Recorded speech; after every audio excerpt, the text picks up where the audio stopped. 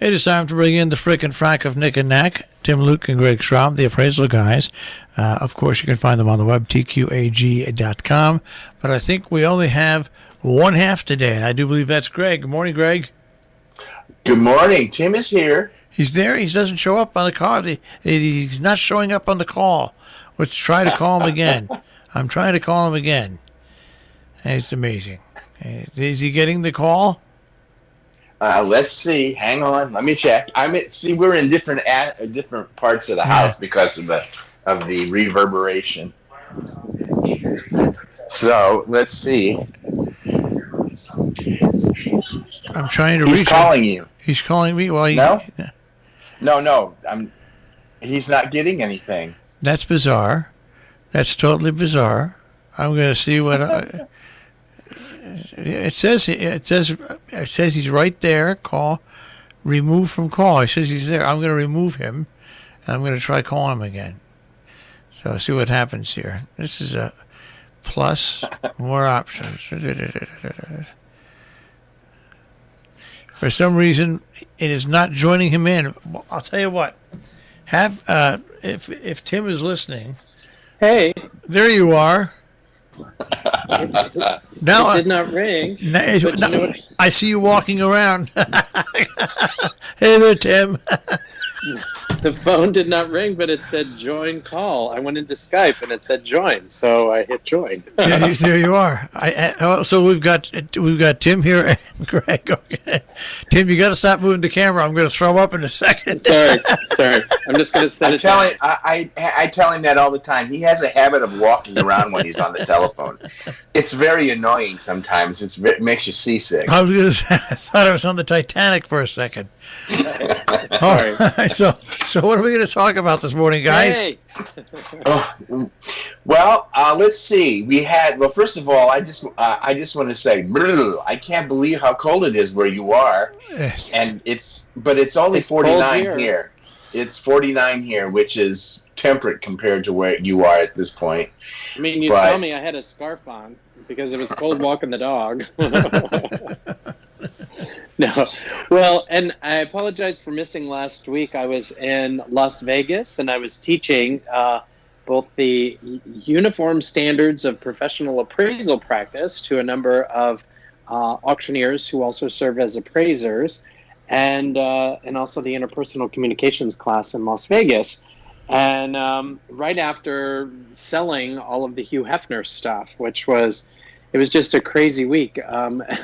Basically, I said I sold sex for 2 days, and then I taught for 3 days. Came home and crashed. Man, I'll tell you, we were talking about the Hugh Hefner stuff with Greg last week. It's just amazing. Yes. Well, and it was, and I think Greg had mentioned that the Hefner family was sitting right in the front row, and that was a little, I don't know what it's like. I don't know what it is. And when I got to Las Vegas to talk with some of my colleagues, some of my other auctioneer colleagues, we find there's a fascination with consigners to sit right in the front row. And not only just in the front row, but right in the middle, right in the eye line of the auctioneer. And I don't know if it's subconscious or, hey, we're watching you type of thing, but everyone, a couple of my colleagues were telling me the same thing. And I have done this for so long, and I expect that. I know that that's the norm. So I just keep smiling, and no matter what is happening, this is what's going on. But what happened with the Hefners, his daughter, there were certain things that she say this. She's yelling to me from the audience. And I would hate that. I'm sorry. I would hate that. I would go crazy. But you know what I did? I just made it a joke, and I turned it back on her, and I said, okay, because it was life size, and she was doing some body language motions. And I said, oh, is this your indication of life size? Oh, let me keep doing. And every time one would come up, I would say, and it is life size. Say it with me now. And just had fun. But it was fun. It was a good time. And I'm glad I'm back here, back in Florida, and we are working on several big appraisals. We're getting to the end of the year, so people are making those last minute thoughts for donations, and where they want to, give certain things, and so we're dealing with that. And just a reminder for your donation, you have to make sure that you have a letter from the museum or whoever you're making a donation to, dated before the 31st of December, but you do not need the appraisal until you file your taxes. A lot of people think, I have to get that appraisal done before the end of the year. And it's like, no, you need to donate and actually give the piece and get a letter from the museum before the end of the year. But as appraisers, we can do it, and there's not as big of a rush. We a lot of times get a number of phone calls saying, we need this done by the end of the year. It's like, no, the appraisal needs to be done before you file your taxes.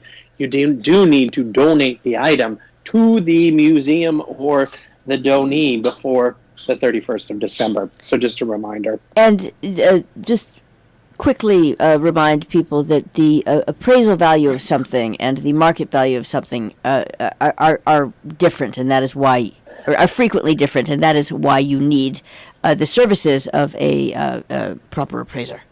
Sure. Well, because the IRS won't just take your word for it, especially for a donation.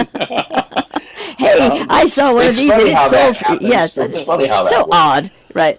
It is a little odd, but that's kind of what they put in place. And for donation, this is the other thing that a lot of people don't realize that we do as professionals, as appraisers, is that what we need to do is justify value if anything, anything that's $5,000 or over is basically, that's when you need an appraisal, and we need to show comparables and show the market and why we've arrived at the value that we've arrived at, just to justify the value that we've determined. And that's really important.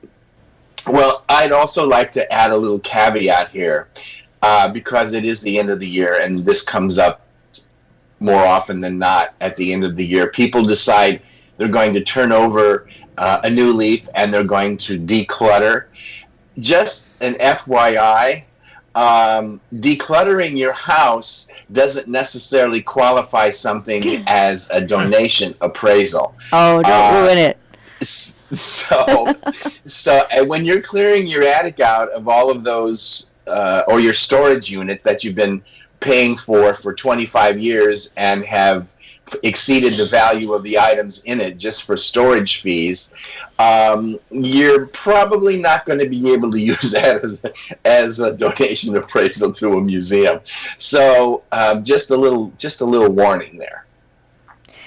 No, I think that's good, and I think that every so often it's really important to return to basics. Like, why do we do this? Right. Many just because along the way with the sort of daily focus on, this is happening. Well, this is, you sort of lose the long view.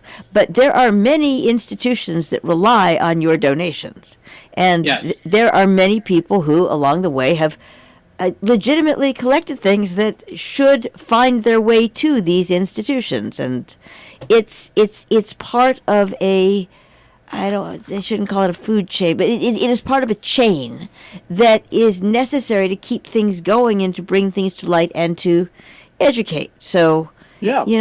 Well, in the case of the person who's trying to downsize, what we usually suggest is, this might not be, it needs to be mission specific for a museum in order for it to go into their collection. So if it's not something that's mission specific, we recommend, put it on consignment or have a garage sale, do whatever you want to do with it on your own, and then take that money and then donate it to the museum. Because nobody wants grandma's china in their museum. It's just, unless you were a Romanoff or some famous person. But for the most part, people who want to donate, a lot of it comes from estates where they don't know what to do with the stuff. And grandma was affiliated with a museum, so they think, since she was a member of this museum, she had good taste, so all of her stuff needs to go in their private collection, and that might be oversimplifying it, but that's that's what we see on a regular basis. So if there are people out there who do want to donate to a museum, we suggest, if it's not material that is mission driven to the museum, sell it, dispose of it somehow to make some cash, and then donate the cash. Then you have a legitimate donation to a museum.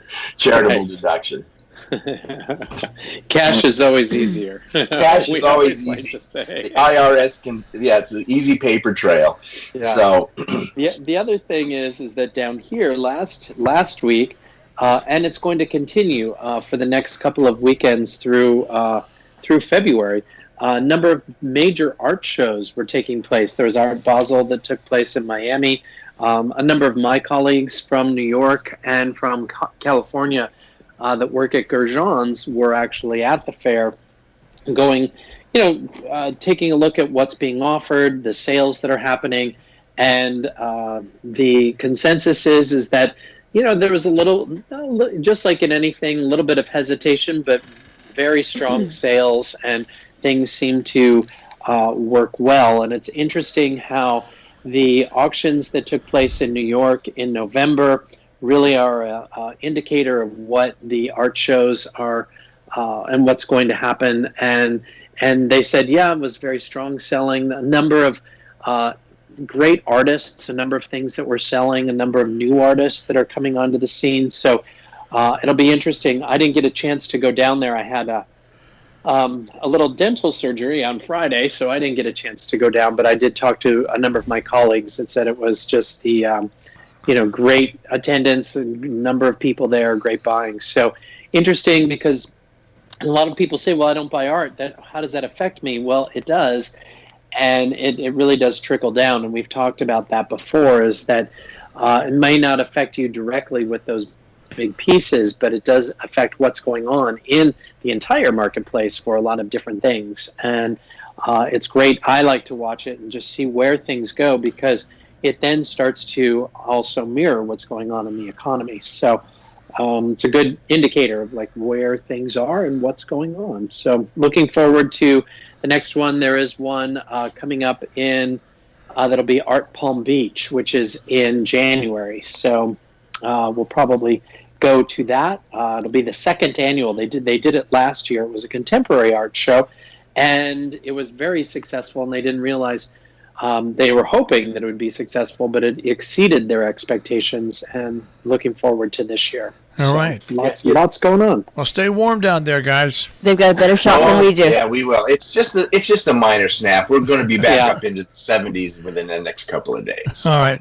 Well, thanks. Enjoy it, and we'll speak to you guys next week. Okay, have a great week. All right, and Tim, turn that phone the other way. There you go. Okay, goodbye. Tim, Luke, Greg from the Appraisal Guys, the frickin' frack of Nick and Knack, TQAG.com on the web.